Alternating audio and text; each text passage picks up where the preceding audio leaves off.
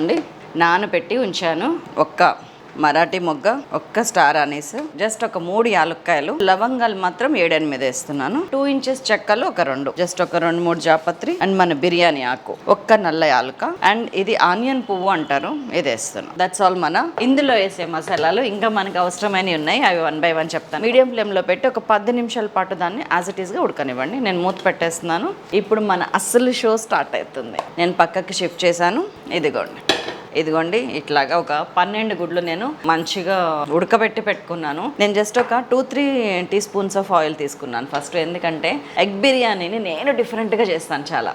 అదేంటో చూద్దాం. నేను ఎగ్ బిర్యానీలో బాయిల్డ్ ఎగ్సే కాకుండా ఎగ్స్ కొంచెం ఫ్రై చేసి కూడా వేస్తాను. దానివల్ల ఏంటంటే ఎగ్ బిర్యానీకి ఆ ఫ్లేవర్ వస్తుంది. నేను ముందు ఒక 5-6 గుడ్లు ఇట్లా వేసేస్తున్నాను. నేను 6 గుడ్లు చక్కగా ముందు వేసేసుకున్నాను. జస్ట్ ఒక ½ టీ స్పూన్ ఉప్పు. నేను ఇది హైలోనే ఉంచాను. నేను కదపట్లేను, గమనించారా? కావాలనే. ఇదిగోండి ఒక 3 minutes ఇట్లాగా మగ్గినాక ఇట్లా వేరు చేయండి. ఇప్పుడు ముక్కలు చేయండి. నేను ఇప్పుడు తీసేస్తున్నాను.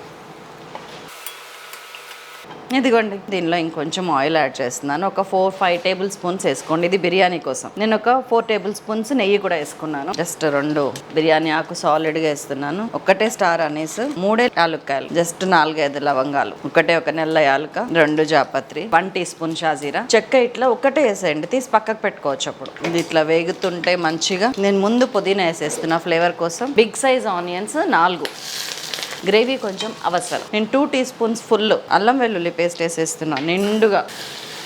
పసుపు ½ టీ స్పూన్, ఉప్పు 1.5 టీ స్పూన్ ఫుల్ వేసేస్తున్నా. ఇప్పటికే వాసనలు వచ్చేస్తున్నాయి నాకు. రెడ్ చిల్లీ పౌడర్ 2 టీ స్పూన్లు ఫుల్. కారం వేసి వేయగానే 300 గ్రాములు టమాటాలు తీసుకోండి. దీన్ని మూత పెట్టేస్తున్నా. ఒక 5-6 నిమిషాలు మగ్గనిస్తాను హై ఫ్లేమ్ మీద. మన 5 నిమిషాల్లో టమాటా మగ్గిపోయింది. అండ్ ఇప్పుడు గుడ్లకు నేను గంటు పెట్టలేదు, కావాలని వేసేస్తున్నా. ధనియాల పొడి ఒక 1.5 టీ స్పూన్, జీలకర్ర పొడి 1 teaspoon, garam masala 1 teaspoon. ఒక క్షణం ఇట్లా కలబెట్టి ఫ్రైడ్ ఆనియన్స్ కొంచెం ఊరికనే, ఒక్క ఉల్లిపాయ మందం అండ్ పచ్చిమిర్చి ఇది వేసి 200 ml ఆఫ్ పెరుగు. ఇలాగా ఈ పెరుగుతోటి ఈ మసాలాలు, ఈ పెరుగు, ఈ గుడ్లు ఇవన్నీ కలిపి ఒక 5 నిమిషాలు మళ్ళీ ఒక్కసారి మగ్గనిద్దాం. దీన్ని మళ్ళీ హైలోనే ఉంచాను. మంచిగా మూత పెట్టేస్తున్నాను. ఉప్పు తక్కువ ఉంది, తక్కువే బాగుంటుంది. వావ్, 5 నిమిషాలు అయ్యింది. ఇదేం చేస్తారంటే ఇప్పుడు ఈ ఎగ్స్ మాత్రం ఒక గిన్నెలోకి తీసి పెట్టుకుందాం ఇట్లాగా. దాంతోపాటు కొంచెం గ్రేవీ కూడా. ఈ గ్రేవీ అడుగుని ఇలాగే ఉండనివ్వండి. నేను ఇది పక్కకు పెట్టుకుంటున్నా.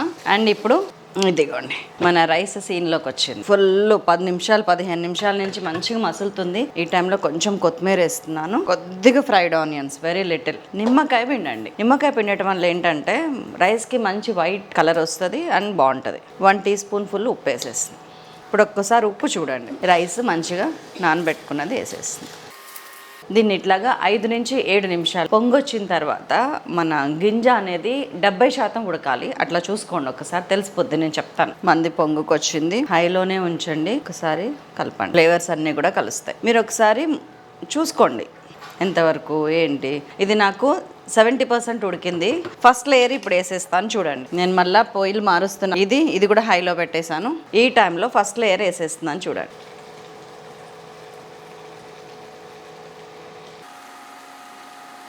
ఇట్లా ఒక లేయర్ అయిపోయింది కదా.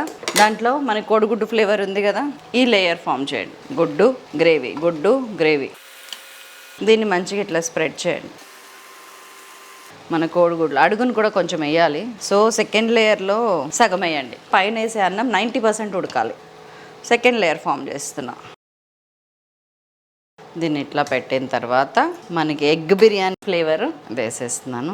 ఫ్రైడ్ ఆనియన్స్, మన కొత్తిమీర వేసేస్తున్నాను. పుదీనా ఆల్రెడీ రైస్లో వేసాము, కర్రీలో వేసాము. ఇది మన rose water, just 1 or 1.5 table spoon అంతే అండి. ఇది మన కేవ్రా వాటర్, అంటే బిర్యానీస్లో ఫ్లేవర్ కోసం వేస్తారు. ఇది కూడా అంతే, 1-2 టేబుల్ స్పూన్స్ అక్కడక్కడ వేయండి. దీంతో ఏంటంటే బిర్యానీ ఫ్లేవర్ వస్తుంది. ఇప్పుడు ఏం చేస్తారంటే మన మామూలు దోశలు వేసుకునే పెంక ఇది దించి దీని ముందు హైలో ఉండనివ్వండి. పెంక వేడెక్కుతుంది. దాని మీద ఇది ప్లేస్ చేస్తున్నాను. మూత పెడుతున్నాను. మూత పెట్టిన తర్వాత ఇలాగా ఆ పెంక వేడెక్కడానికి ఒక 1-1.5 minutes పడుతుంది. ఆ తర్వాత సిమ్ చేసేస్తాను, లేకపోతే మీడియం ఫ్లేమ్లో పెడతాను. అండ్ ఇదంతా వాసన బయటకు పోవద్దు అంటే ఏం చేయాలంటే ఇది కాటన్ టవల్ తడిపి తీసుకొచ్చాను. దాన్ని అసలు ఇట్లా చుట్టేసాను. మూత ఎడ్జస్ట్లో కవర్ అయ్యేటట్టు ఇట్లా పెట్టండి. ఒక్క 15 నిమిషాలు. ఇప్పటిదాకా హైలో ఉంది, నాకు తెలుసు పెంక వేడెక్కింది. ఇప్పుడు నేను సిమ్ చేస్తున్నాను. 15 నిమిషాలు మర్చిపో. సక్సెస్ఫుల్గా 15 మినిట్స్. టవల్ పచ్చి మొత్తం పోయింది.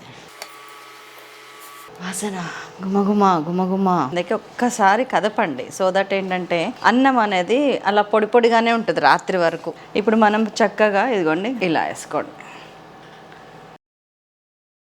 రైస్ చూసారా ఎంత పొడి పొడిగా వచ్చిందో. ఇదిగోండి పెరుగు చట్నీ, గ్రేవీ 2 చేశాను 15 మినిట్స్లో.